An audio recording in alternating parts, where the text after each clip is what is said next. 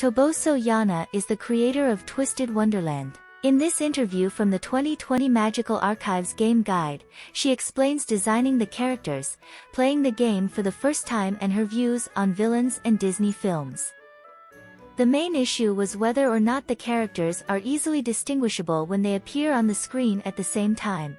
There are several boys of about the same age who appear side by side, so I was always conscious of differentiating them by their silhouettes and coloring.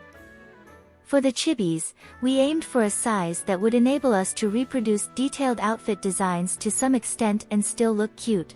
There were a lot of trial-and-error test drafts of facial expressions in which we sought a stylized look that would enable the characters to be expressive through their eyes without including too much detail.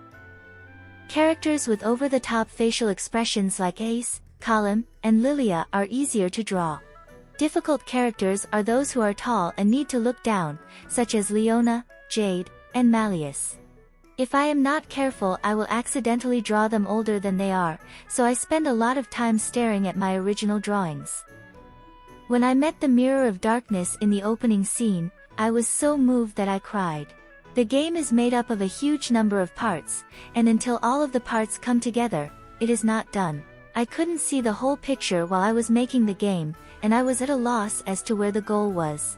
But once the parts were assembled, it felt like it had taken no time at all.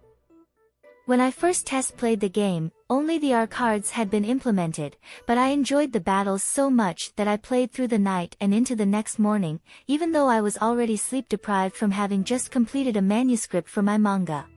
When I reported to the development team after conquering the boss in the first chapter using only our cards, they said, "You were able to beat the boss.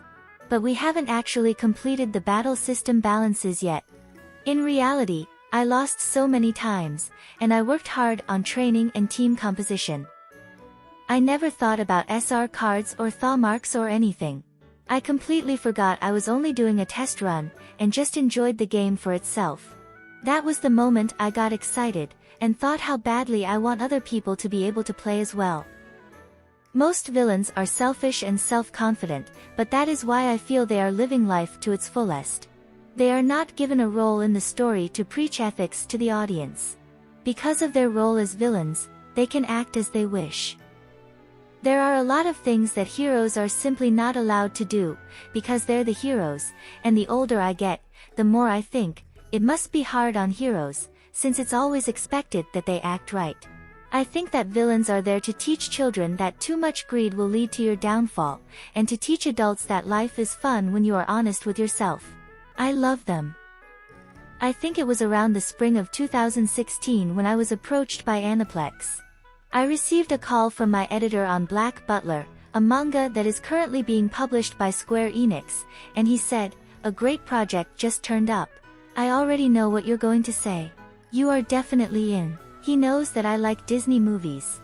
When I saw the word Disney printed on the first page of the official proposal, I was so surprised and delighted that I floated about 30 centimeters off of my chair.